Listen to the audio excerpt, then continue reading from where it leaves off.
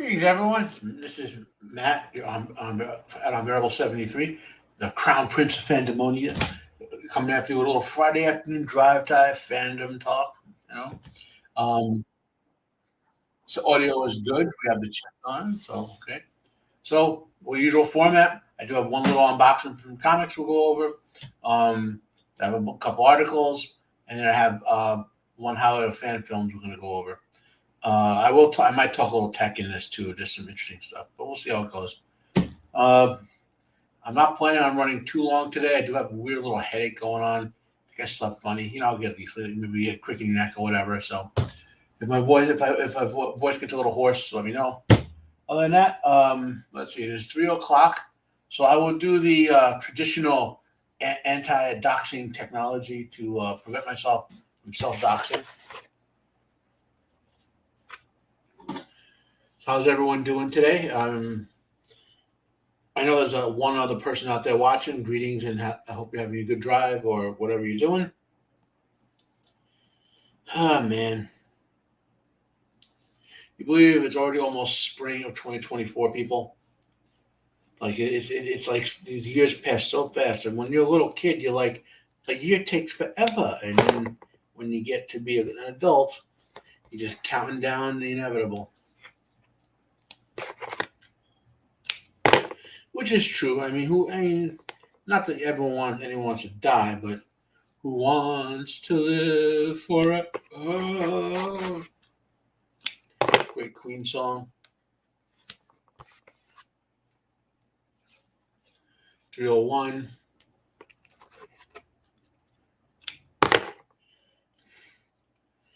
Interesting to report a couple of wrestling deaths which were worth a call. Ole Anderson, one of the great members of the Four Horsemen, the original Anderson, he passed away, and I think it was in his 70s. And of course, he's the first member of the classic Four Horsemen to head to that great ring in the sky. And of course, Virgil, the who played the bodyguard to Ted DiBiase, the $1 Million Man. His name was something Jones, but I know we all know him as Virgil, and it's the way it was on the reality of it. And he had passed away. So it's 3:02. I'll do one article, then I'll go back to the unboxings. So let's start with this one. Let's present. So one of my three favorite bands. Let me make sure it's on the screen. Yep. Okay. So one of my three favorite bands is NIGHTWISH. NIGHTWISH, Metallica, and my favorite is Winter Sun.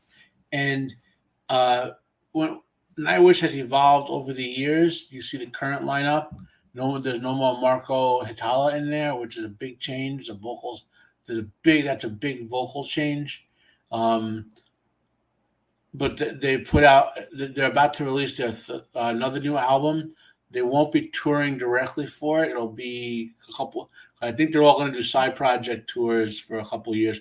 Then they'll get back together in about 2 years and tour after that. If I understand the pattern correctly, this album is due out in the end of March or April. It's a bunch of good music. Bruce Dickinson just dropped his album, The Mandrake Project. Judas Priest came out with a new album. Obviously, NIGHTWISH. There's a Blue Oyster Cult final studio album coming out soon. They're retiring. So there's a lot of great music out there for fans of classic and metal.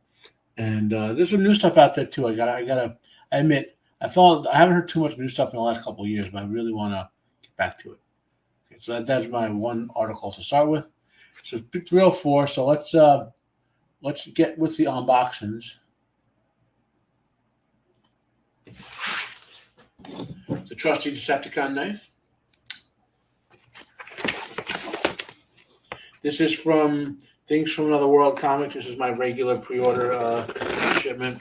I gotta get back. There's a bunch of comics I gotta add to pre-order. And hunt down a couple. I still gotta hunt down one more issue of Kitsune.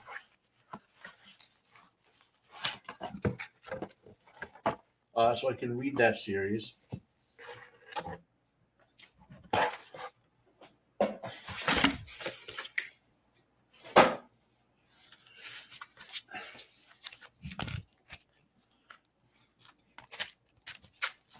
get this stuff in order.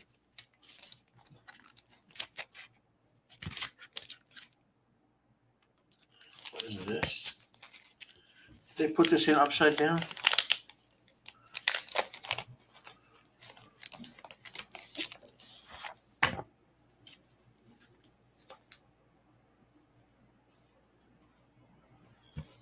Oh, okay.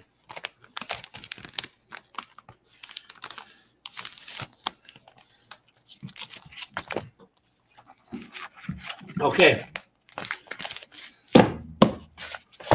So I don't remember. A couple of shows I know I found interesting when I ordered them. I don't remember what they're about. So here's an obvious one.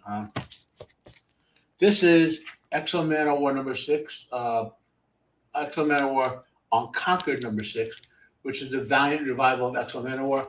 I have the first issue, and I wish I read and I enjoyed. And I got to hunt down issues 2 through 5 before I can read this one.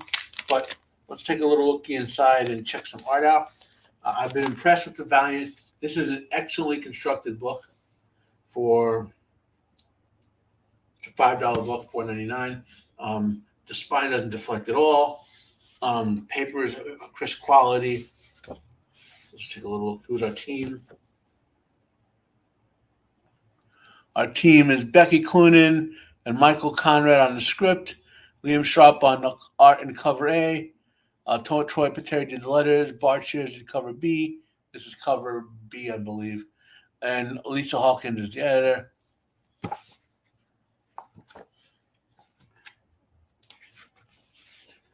A little shot of the art inside. I mean, the art looks great. This is all reports are this is a very good book, at the very least. But I won't know if I find 2 through 5. One thing I miss about being able to go out and get the comics in the store themselves. Now, my most anticipated number 1 comic of the year so far, Thundercats. Thundercats are on the loose. Thundercats are loose. Man, this is an awesome cartoon. Wow. Now, this is some dynamite. This is a $5 book. The construction is solid. The amount of material therein is not.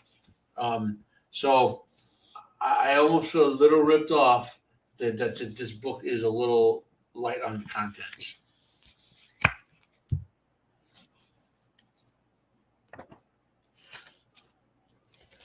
Artwork.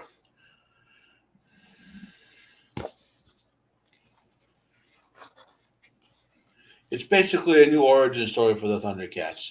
That's and we know that that Thundera was being destroyed for some reason, was crumbling to nothing.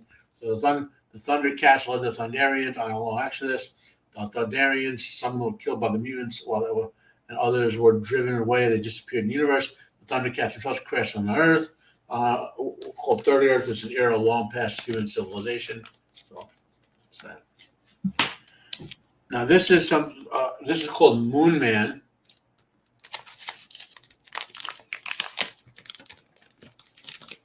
It's a new series. It's cover B, of course. This is I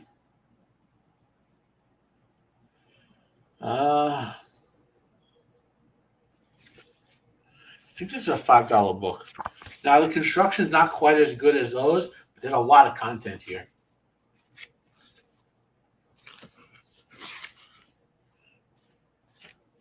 Here's our team. There's a lot of people on this one.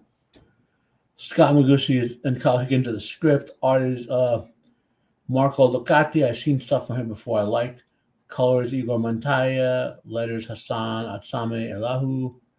Editorial and design is Michael Bussetto. Was a Griffiths production. More cover artists down there.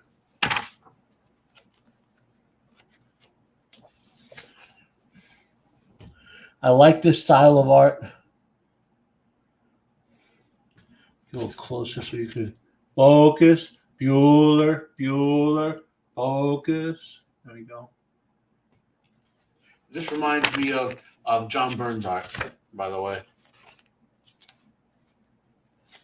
It's kind of a science fiction-y story.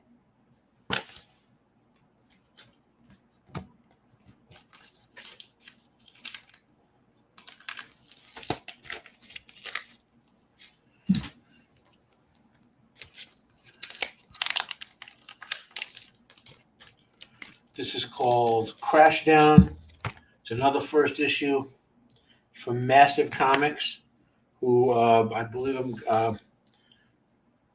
I can't remember the name, but I think I have something else by them. This is a $4 book. Spine's a little weak, although it's good construction overall. $4. This is a kind of a sci-fi horror comic.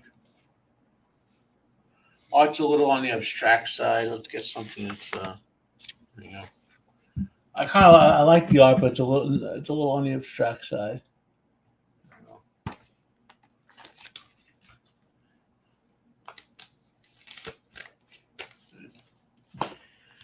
This is a great ongoing series.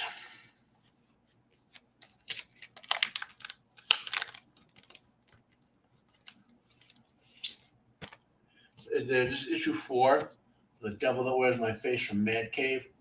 It's a horror comic about a priest who tries to exorcise a demon and himself gets possessed by that demon, who steals his body and kicks him out of it. And he wanted to take control of the demon. The body the demon was in to try to get his body back. And the demon, as the priest, used that to infiltrate the Vatican. Art example. I'm really digging this series.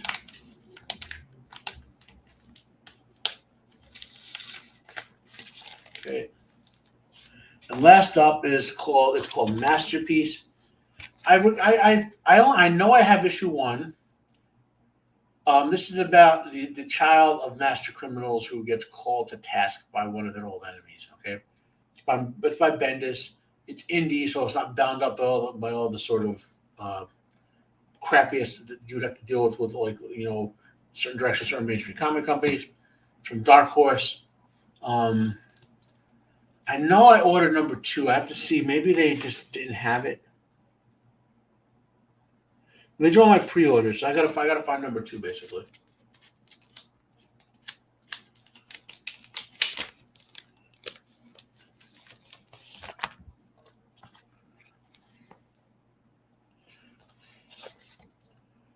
Again, this is the art example.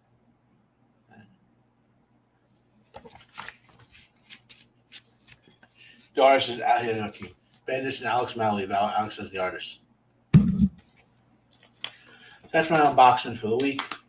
Odds are there won't be a comic unboxing next week. I might order something from Amazon, a graphic novel. I've been setting up, but we'll see. Unboxing. Check the itinerary here. Yeah, I got to find out what happened to Masterpiece number 2. Maybe they didn't have it on my last order. I was supposed to get it then. Whatever. So there's my unboxing. So, for some reason I've been going through the comic arts, what's out there, and there hasn't been a lot of great interest in me in the last, other than the ongoing series I'm reading. Okay, so let's see. Let's get into the rest of the articles. Okay, so for those of you who know, let's put this back on screen. I've watched all of the live-action Avatar: The Last Airbender. I posted my review of episodes 7 and 8. It's one big combo review this morning rather. So all my episode reviews are done already. Probably the fastest I've gotten it out. Such a profound waste of $20 million per episode.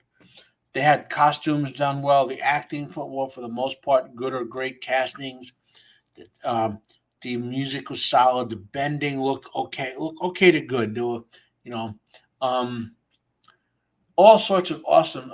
And then the big letdown, of course.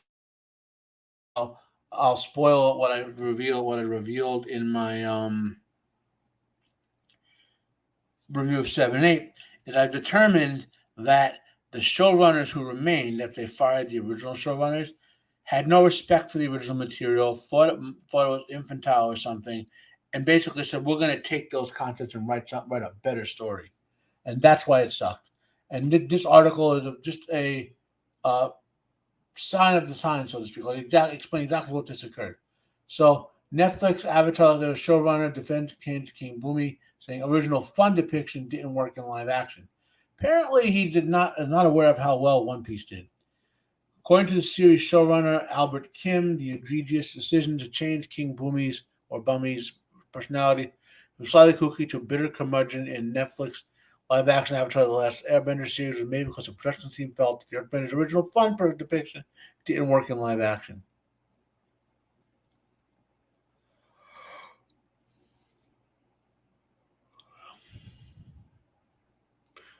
One of the most memorable side characters from throughout the entire series, the original reincarnation of King Bumi was first introduced to the fans in the animated fifth overall episode, The King of Amashu. There, from the moment they make his acquaintance, Aang, Katara, and Sokka are taken aback by his rather lax and nonsensical behavior. When the match ruled regal and coherent, King Bumi instead comes across as laid back and borderline insane. His mind is more concerned with puns and royal affairs. Okay. So then the story of the episode happened, and so the character was portrayed originally as kind of a jokester who's king, a prankster, someone who lightens the load. But he has a very serious nature to himself, as the episode turned out. And instead, the showrunner for live action Avatar said they're trying to make another Game of Thrones. Well, that meant they had to darken everything up, make people more bitter and angry, and they did it. And another character gets ruined. So let's move on to our next article. So everything Dune is going on right now, right? I saw Dune Part 2. I will say that Dune Part 1 was a 9 out of 10, 8.5 to 9.5 out of 10. It depends on the mood when you watch it, right? Dune Part 2 was more well produced, directed than the first part. I think because he had established characters and whatnot, okay? But the changes but to me, the changes from the book were too much, and that's why I only rated it at like a 7.5 to 8 out of 10. And hear me out. Christopher Walken, for example, is the Emperor Shaddam Carino IV, right? Villeneuve basically edited the politics out of Dune, okay? Which, fine, you have to cut something to get it down to 4 hours, 4.5 hours, or whatever, right? But I don't mean fine in the sense that I approve of it. I mean fine in the sense that you had to do. It's and that cost, in my opinion, them a lot. You had a great character actor in Christopher Walken. He could have played an awesome Emperor Shaddam IV, a guy teetering on the edge of madness because he doesn't want to give up power and make irrational decision after irrational decision that seem rational because he's always calm, but he's always calculating. Anyway, so you kind of lost that. Instead, he gets portrayed as a sad sack, depressed guy for the whole thing because Walken wasn't given enough material to work with. Another character that got assassinated, Chani. Chani is nothing like how she is portrayed in this adaptation. Okay, in fact, even though she's featured prominently and they're going to say, she's a star over this, she's sidelined for this whole part 2 because her character arc has her being angry at Paul for something or other, and so she leaves him, even though he still loves her and all that. And for the whole film, she just basically acting like a soldier and whatever, but he is rarely ever near Paul. And they sideline the character for whatever reason, okay? So Shiny gets ruined. Another character that got ruined since they added out the politics, Thufa Hawat just disappears. That was an amazing plot. They changed in spoilers for Dune Part 2, people, if you haven't seen it, but the book's 30 years old, so it's 50 years old. So this spoils for the book. Okay, there's a big fight between Fade Ralpha, and as he's fighting the surviving Atreides warriors one by one in the arena. For the most part, they're drugged and whatever, so there's no danger to Fade. Not that Fade should need the help; he's an elite warrior himself. But Thufir Hawat was Peter DeVries was killed by Yui's revenge attempt, right? Baron Harkonnen poisoned Thufir Hawat, which the whole cat thing. There's no cat involved, but David Lynch had like a cat milk cure or whatever in his weird movie. And he made Thufir be his mentat. But Thufir spent 2 years bringing down House Harkonnen with via shady politics. And he also set up that moment where Fade Ralpha would have to fight the Atreides warrior undrugged. Okay? So that was all Thufir Hawat. And instead, they gave that to the Baron. Now, I believe the Baron knew about it and let it happen because he believes in proving his strength. But the point is, because they wrote the politics, they made, and what else? My personal pet peeve, we didn't get St. Ali of the Knife because they truncated the 3 years that's supposed to occur between the time skip to less than 9 months. I guess they wanted to not deal with the accelerating baby growth. So part 3 will probably have like a 5 or 8 year time skip. So they'll get into Paul's reign. They also ended out with Chani's character, Paul and Chani's oldest child, who was murdered by the Harkonnens when they found the seat she was in. And there's a great line where there's a great sequence where Jessica basically says Chani concubines remember as the wives and all that sort of thing. There's a lot of great stuff involving Chani that got edited out or blatantly wasn't in part 2, and I'm disappointed at that. Okay, I don't know why they did it. It doesn't make any sense. Okay, that all being said, like I said, the movie's enjoyable, but you have to accept the changes and just live with it. I'm disappointed though that I probably will not get to see a good adaptation, a great adaptation of Dune in my lifetime. I'm 50, done 51 in a few months, and you only have so much time in the world. So what is this article about? Well, this is a kind of history on David Lynch's project and why it failed. There was a lot. I'm not going to go belabor it. Let's see.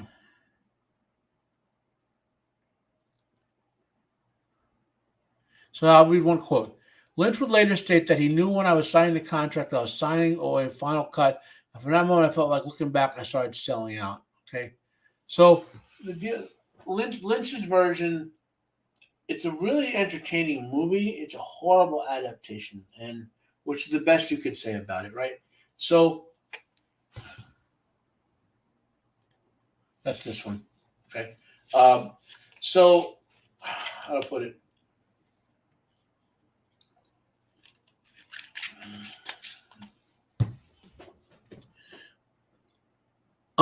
This is a story of a director, and this often happens where a director doesn't get to do before they can do the film they want, they have to do the film they're told to do. And Dune fell into one of those films they had to do projects, not they wanted to do.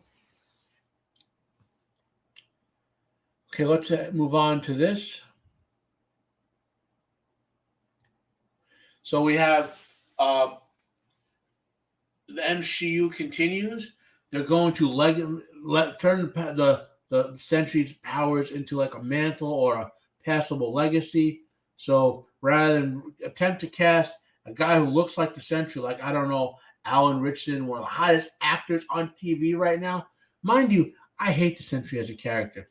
The very original standalone miniseries was pretty damn good. The second miniseries was horrible. The Sentry in Marvel Comics after that was horrible. Okay? When it was left as an Elseworlds sort of tale about a forgotten superhero, it was really good. When it got integrated, it was bad. Okay? But so maybe it's a match made in heaven. Bad and worse meeting together. Mantle Sentry, female Sentry, and we're all going to hate this character too.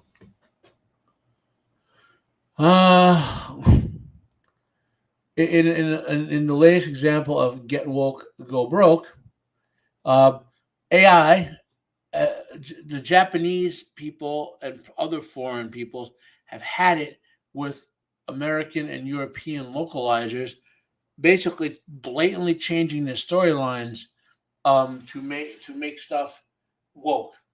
And so they're now, instead of sourcing out the translations and the dubs and all to, say, an American voice studio or whatever, they're gonna do it on their own, or they're using AI.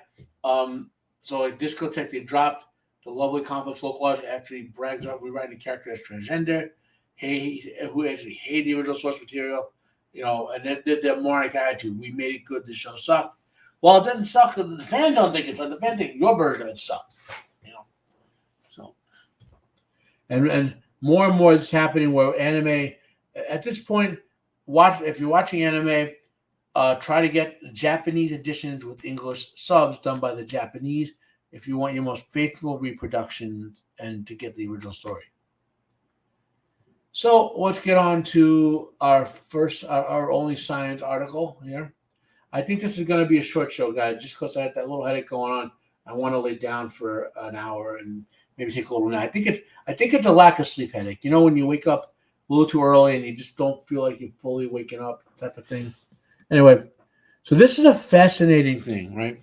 So entropy is an often misunderstood concept. And I'm not going to say I'm a genius to understand this better than anyone or whatever. But basically, entropy is the state of, let's see if the article puts it, right?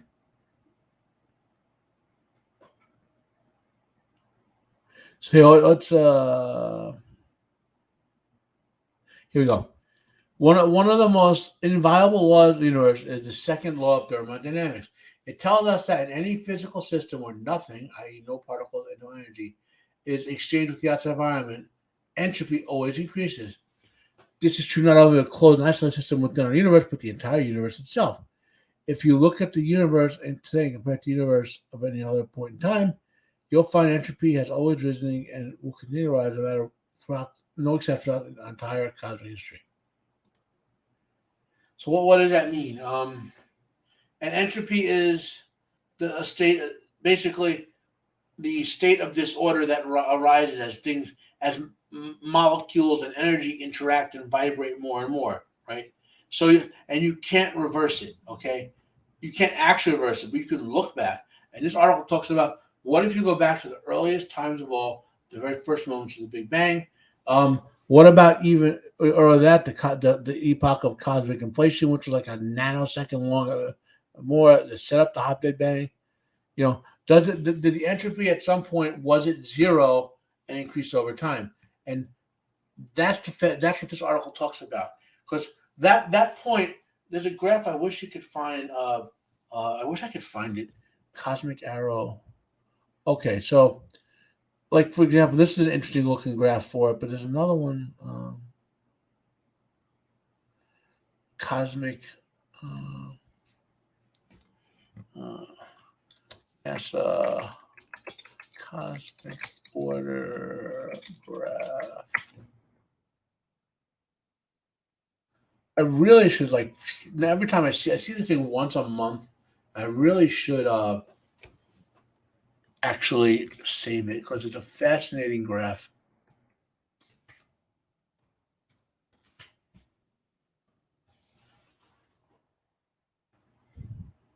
Oh, here we go.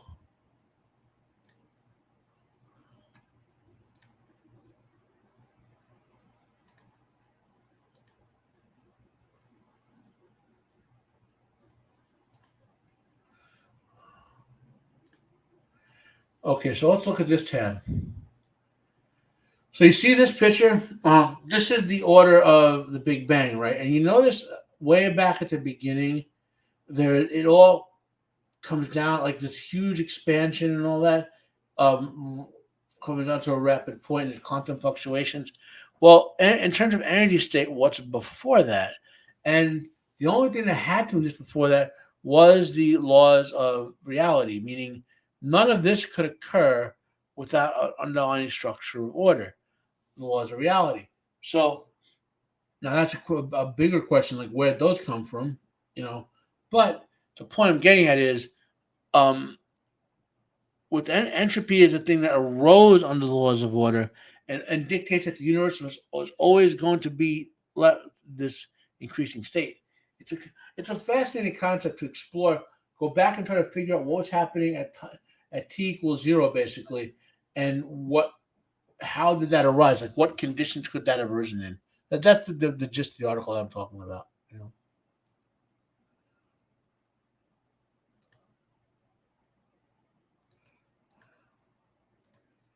So I will link to this article down below, of course.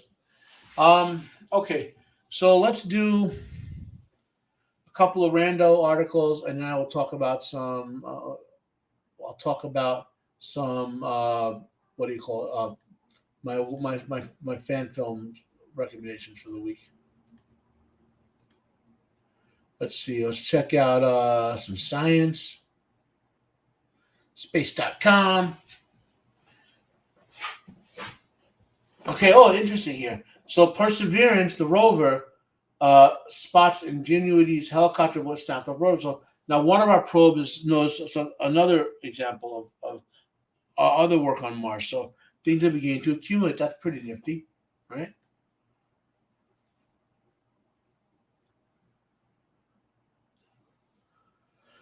Let's see. There's a lot of cool stuff. I could go over this for like hours. I'm doing no scientists here. Gee, El Nino will cause record-breaking heat. What always does? It's El Nino.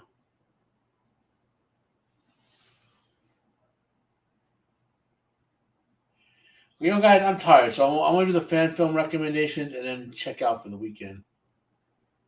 So let's start here. So this week's fan film recommendations are from the Naruto fan films. Okay, and it's one particular one, right, that I'm recommending.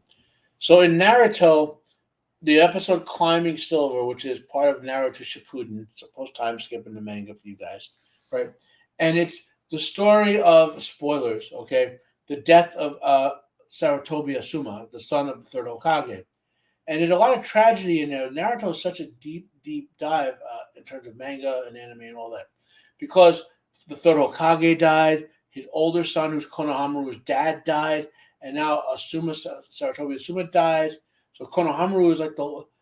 I mean, there's a whole other, like there's a couple hundred people in the clan, but it's just sad that the third Hokage fought so hard for the peace to try to preserve his village, and both his sons died. It's just such a sad part of the story, and he dies so tragically here, and it's sort of this arc in many ways encompasses all of the damage that Ninja World has done to characters with the unending war between the two factions of the brothers that Black Zetsu has been driving to get to reawaken his mother.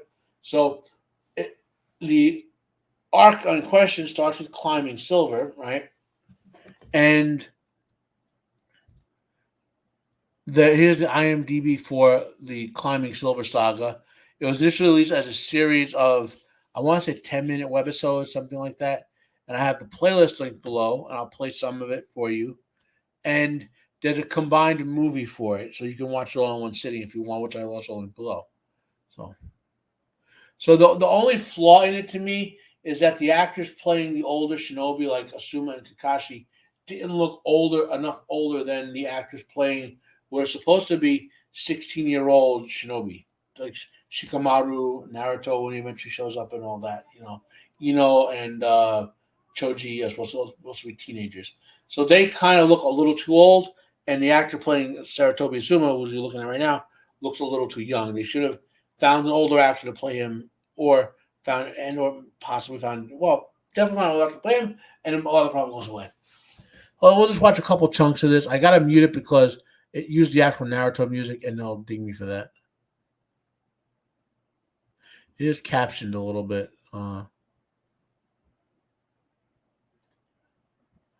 It's captioned in Spanish. No waste of time here. So that's Shizan and Kakazu. taking out some of the shinobi. Ooh. So the premise of the story is that there was a mission that a bunch of Chunin went on from Konoha, and they were wiped out. And then they Saratobi Asuma, the two of them were killed, and Koetsu and the other guy, the gate guards, they lived. And Saratobi Asuma's there on the mission with his Genin team. Well, they're all Chunin at the time, and he's capable of taking no one there. Okay, so understand, he has a zero chance in hell against Kakazu. Okay, Kakashi versus Kakazu is a serious fight, but Kakashi doesn't have the chakra reserves at this time until he starts getting all the chakra boosts from Naruto later to be able to fight someone like Kakazu. Okay, Kakazu is a beast, right? And Naruto taking him out is Naruto established up as a borderline S level talent. But this is well done compared in proper respect to, unlike Avatar: The Last Airbender or Cowboy Crap Bop. This fan animation is better than both, and it's done in respect to the original arc. So I would recommend checking this out. Reanimate is a pretty good channel. I will we'll go there right now and see. He's done a lot of stuff. I think the last upload of his was basically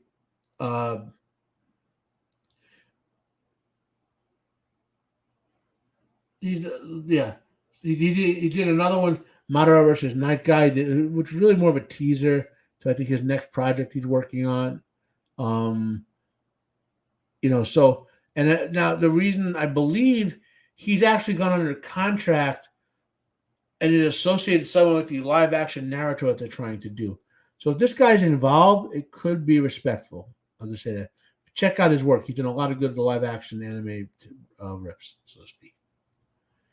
Anyway, that is pretty much it, guys. I just feel tired and drained today, and I want to crash and get an hour or two of rest in, and so check out my Avatar: The Last Airbender live action reviews. All the episodes are covered. I have Shogun episode 1 is up. You guys are pounding that one. Thanks to you. I'll have Shogun episode 2 up probably sometime Saturday. I'll have thanks to this Avatar thing, I'm one episode behind on Masters of the Air right now. So I'll probably have two between now and Tuesday. Two episodes of Masters of the Air and Shogun should be up. And I might get the next Sharp episode up as well, because I really want to watch that season 3, episode 3 of it. Anything else going on? I was on Roman's channel talking about toys last night. You check that live stream out. I am on Roman's channel next. We're talking about Outland, classic 1980 movie, 81. Sorry, Western space on Sean Connery. Not bad. So that's where I'll be around over the next weeks. Anyway, my name is Matt. I'm glad. I hope you enjoyed the show today. If you're catching it on drive-by listening or whatever, have a great weekend. Like if you like, dislike if you dislike. Share it out. My channel's getting some good growth. Thank you all. Have a nice weekend.